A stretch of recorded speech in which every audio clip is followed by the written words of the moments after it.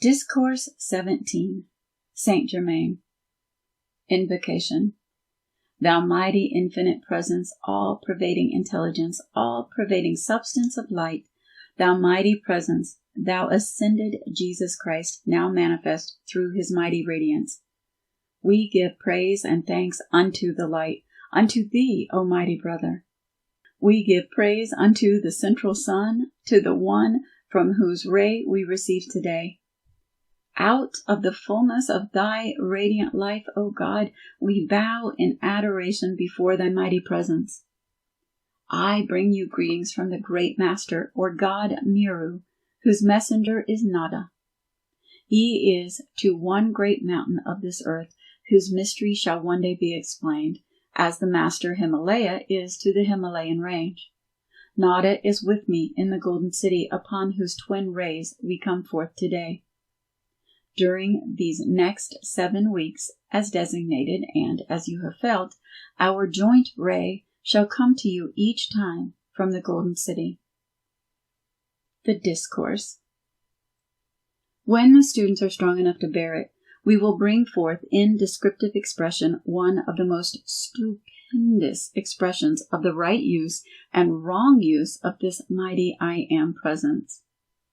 This actual experience took place in what is now the Andes Mountains in South America at a remote period when the children of God first began to forget their source and to claim the mighty energy of which they were aware as their own. Only through that authority could such an experience take place. Students and mankind have but a small conception, even in the distress they have created for themselves, of how mightily this force was used at one time for selfish purposes.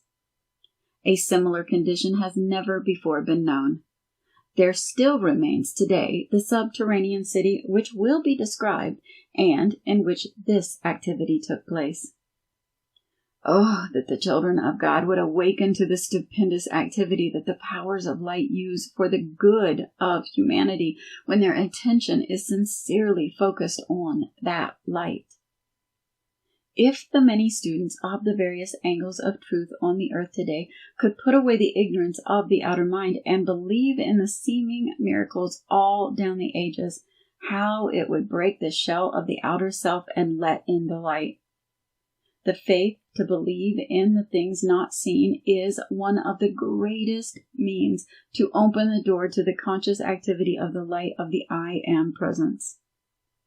As you use the automobile and airplane to cover distance quickly, so does the great I Am presence use the body. The body represents the airplane and the mind is the mighty motor through which the I Am presence propels it. Students, I am sure, have not understood how subtle a form doubt takes at times. Where there is a questioning in the mind, knowingly or unknowingly, concerning the all-power of the I Am presence, it is a subtle form of doubt. Those who want or attempt to argue the question of the reality of the great truth of life, whether they believe it or not, are admitting doubt into their lives.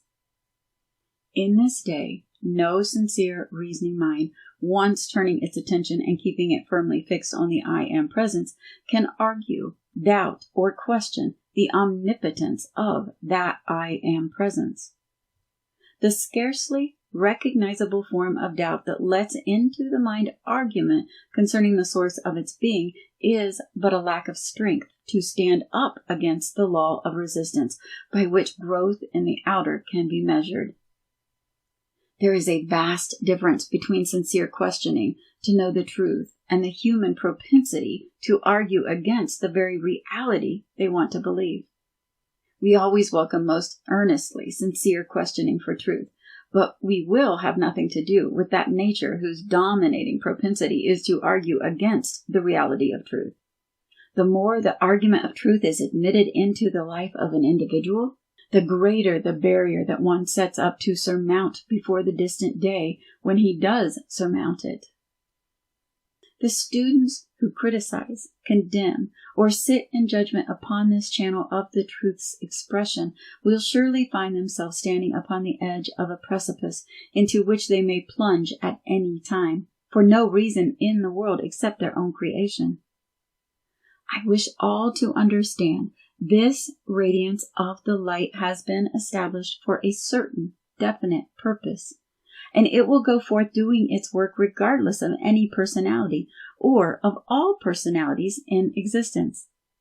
I say this plainly that the students of this radiation may understand they are dealing with mighty forces which are as real as reality can be, and those who cannot stand the test and radiance of the light need never blame anyone but themselves, for they have free will and are given the use of the mighty I Am presence by which they can maintain absolute self-control.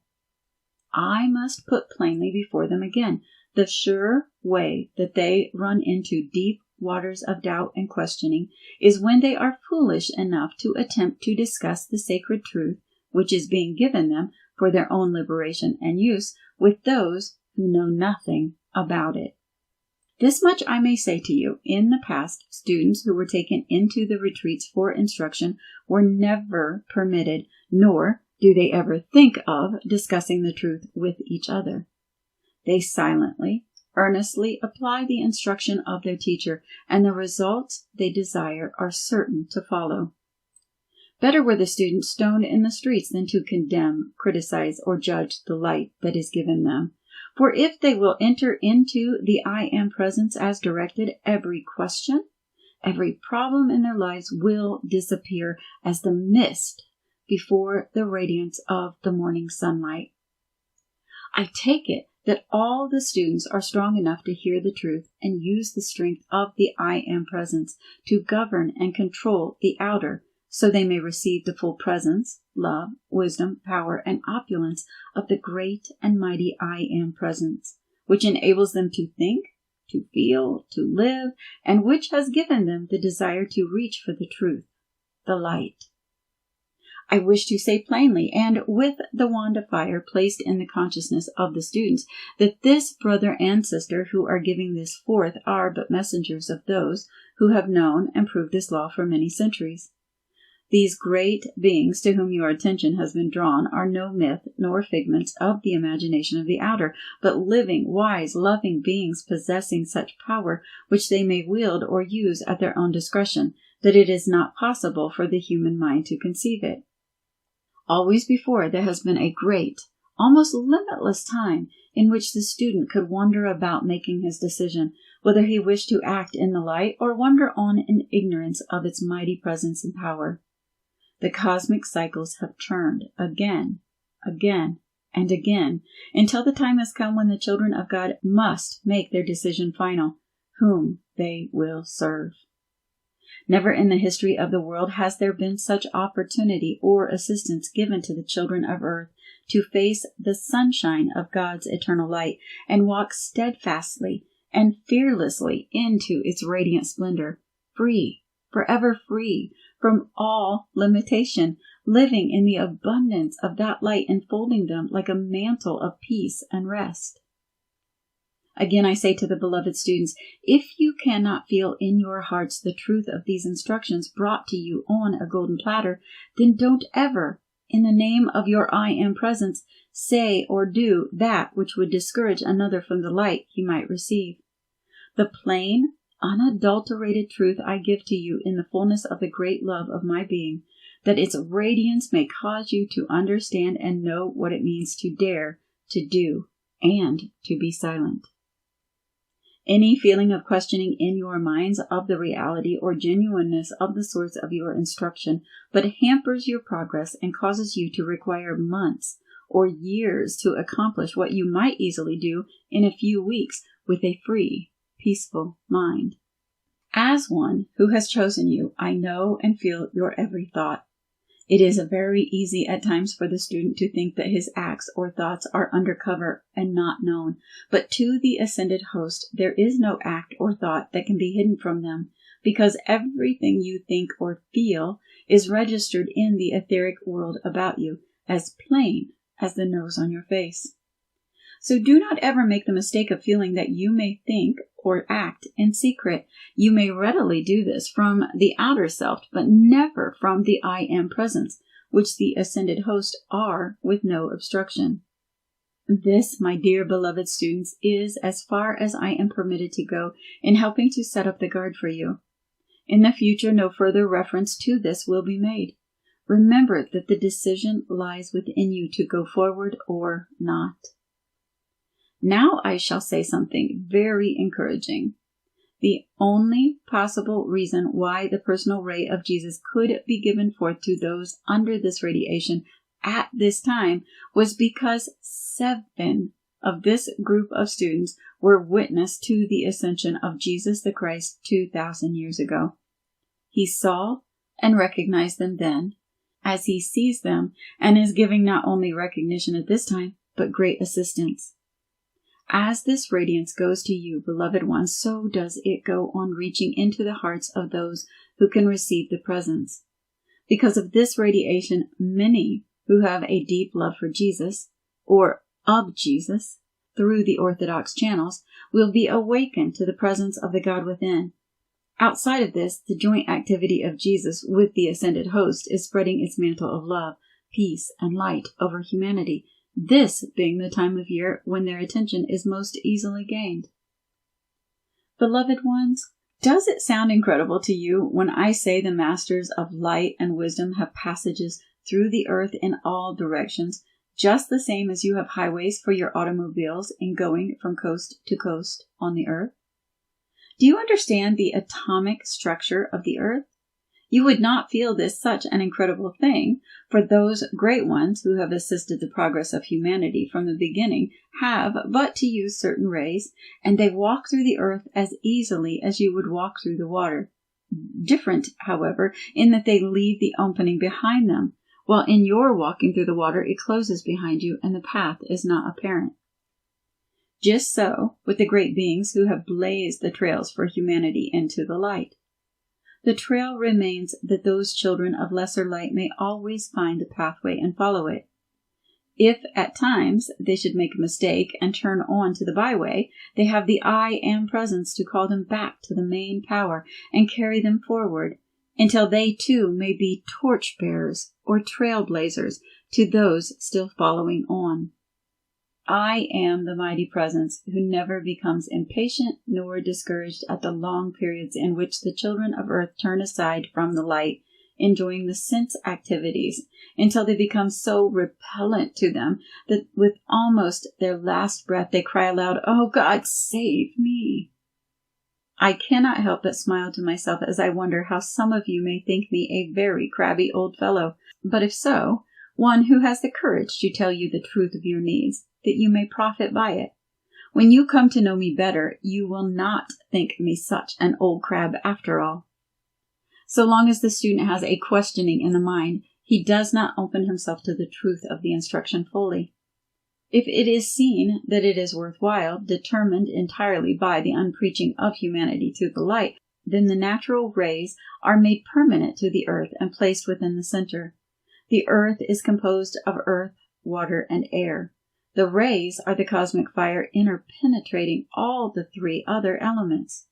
The rays pass through the earth, and where they interlock, they soften and form this luminous substance or radiance, the concentrated activity of the light. One ray enters the crust of the earth at a point just south of the center of the Gobi Desert, and the other one enters just east of Lake Titicaca in the Andes Mountains. It is the largest lake in South America and the highest in the world. It was a point of very great importance centuries ago. These are the 2 most intense points of light in the earth. There is always a cosmic activity taking place at certain cycles which may not be interfered with. The great cosmic laws are exact to the minutest detail, and there is no such thing as failure nor accident connected with them. A great change, which takes great quantities of people out of the body, only takes them where they cannot fight for a while. In the World War, both sides hated the men they were sent against, and also the governments that sent them, because of being sent.